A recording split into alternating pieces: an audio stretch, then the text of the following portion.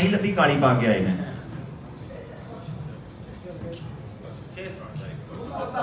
सारे दोस्तों भरावां मेरे जश्न साल बहुत बहुत ज़्यादा मुबारक हो गए।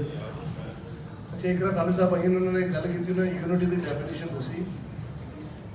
बुजुर्ग भी आए ने सारे ने गल्लां कीतियां जी 75वां यौम आज़ादी ये किस तरह मिलिया सानू पाकिस्तान कितनी कुर्बानियां देने तो बाद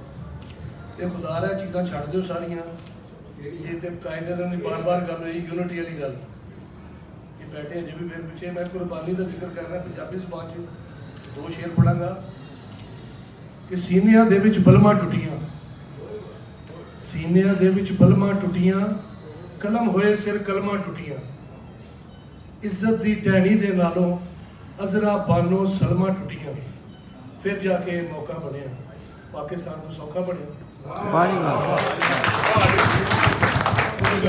सारे भराओं अपने कहना मेरे लोग किसी का दिल दुखे है अज तक